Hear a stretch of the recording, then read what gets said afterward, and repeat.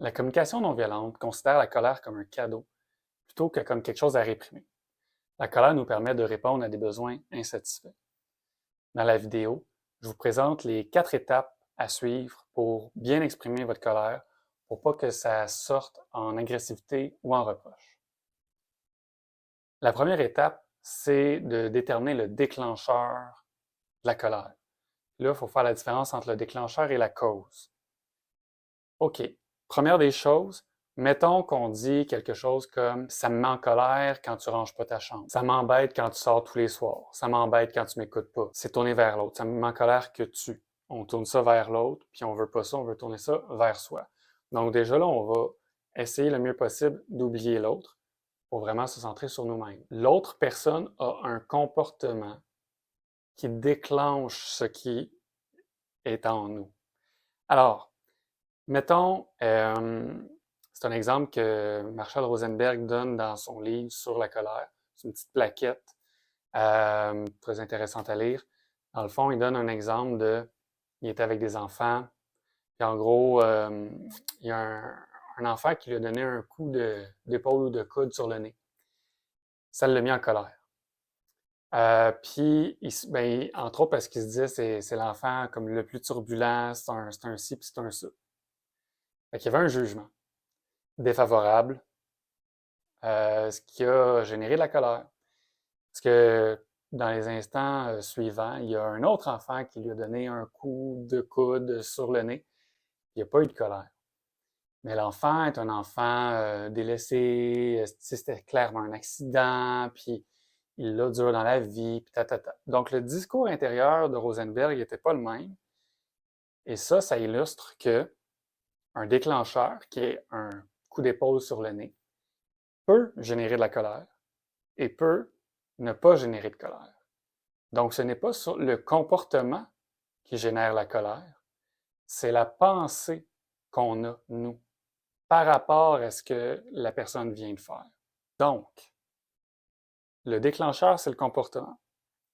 Il donne un exemple avec un prisonnier. Rosenberg a travaillé beaucoup en prison euh, parce qu'il dit qu'entre autres, les gens n'ont rien d'autre à faire que de parler avec lui. Fait que ça lui donne le temps de vraiment aider les gens.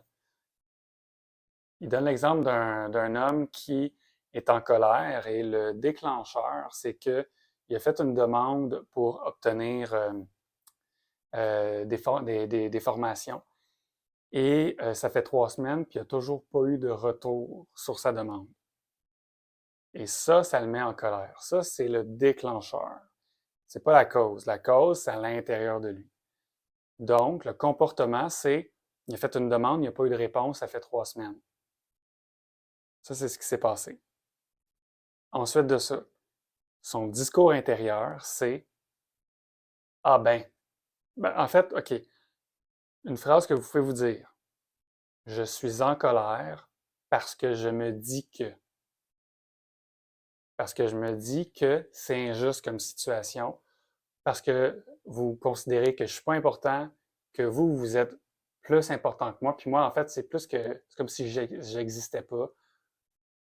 C'est pas un droit humain d'être traité avec une réponse en dedans de 3 semaines. Tu sais, lui, ça venait le chercher dans sa valeur. Donc ça, c'est le discours intérieur qu'il porte et c'est ça qui fait naître la colère. Donc un coup qu'on sait qu'est-ce qu'on se dit, ça c'est la deuxième étape sur 4. Donc la première, c'est d'identifier le déclencheur. Le deuxième, c'est d'évaluer, c'est de trouver l'évaluation. Ça, c'est une évaluation que lui fait. C'est un jugement. Ce n'est pas factuel. T'sais, lui, il se dit que c'est injuste. Lui, il se dit que c'est comme s'il n'existait pas, etc. C'est une évaluation qui fait que ces gens-là se considèrent plus importants que lui. Donc, la première étape, le déclencheur. La deuxième étape, la cause. Donc, je me dis que c'est l'évaluation qu'on fait. Donc, prendre conscience de ça. Et la troisième étape, c'est voir le besoin qui est relié à ça. Dans l'exemple de Rosenberg, le besoin de la personne, il dit, ben, évidemment, ça s'est peut-être pas passé aussi simplement que là, je vous le nomme. Tu sais, c'est pas naturel d'être capable de nommer son besoin sans faire de reproches, sans regarder l'autre. Au moins, vous avez les étapes.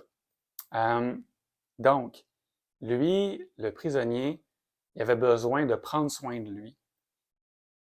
Il avait besoin de suivre une formation pour que quand il allait bientôt sortir de prison, il voulait avoir une formation pour pouvoir se trouver un emploi, pour pouvoir gagner sa vie et ne pas dépendre des mauvais coups.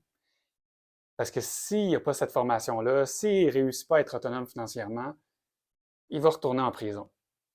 Il ne veut pas ça.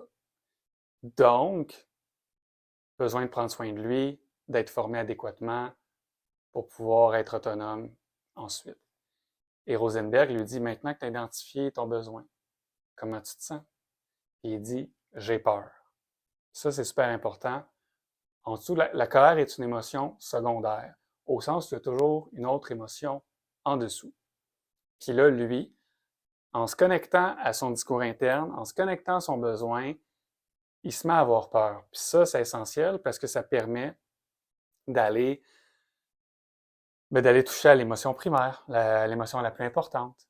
La colère était très importante, elle était un cadeau qui nommait le cadeau, le besoin insatisfait. Là, ça lui permet de voir sa peur. Là, il va pouvoir aller vers quelqu'un avec une peur versus avec une colère. Les possibilités que ça dérape sont vraiment moins grandes. Habituellement, les gens sont plus à l'aise qu'on arrive avec une peur qu'une colère.